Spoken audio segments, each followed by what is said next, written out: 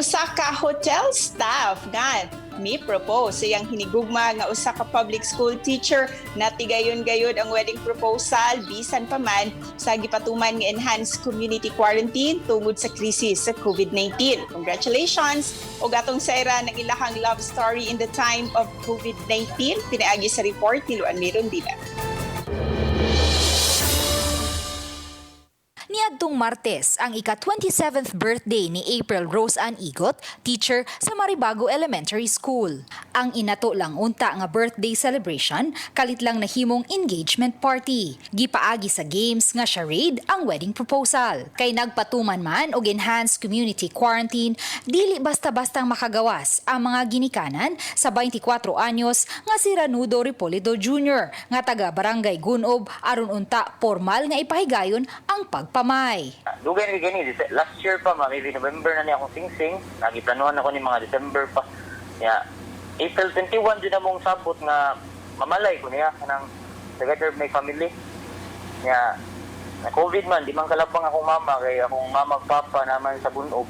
Ya, sila naman sa Datag so maybe layo din siya. So this time nahimo na lang ko kuha ni asko ni Kuya Jundre Yari Gallardo iyang tuyuan to help me. Na-surprise jud ko gahapon. Even though nga na-plan na ni siya, pero medyo ko ga-expect na gahapon jud niya buhaton ang tanan-tanan ning ana. Then, samot nga na-surprise ko kay nag-una na daan og surprise ako may agaw nga wala pa sila niya. Iagi lang og games.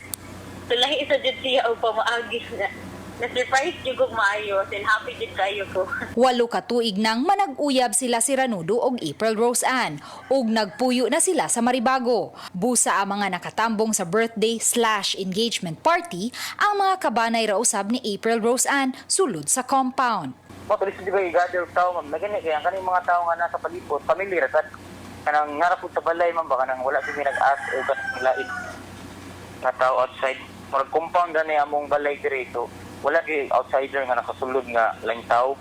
So compound naman ni sila lang gid akong gisabot nga para ma-success lang gid ang proposal na ko niya. Naglaraw ang duha nga magpakasal usa ka tuig gikan karon aron usab makatigom. Kini ilabi na kay parehong nahunong ang ilang mga trabaho. Uban ni Godfrey Rilien, Luan Mirondina, Balitang Bisdak.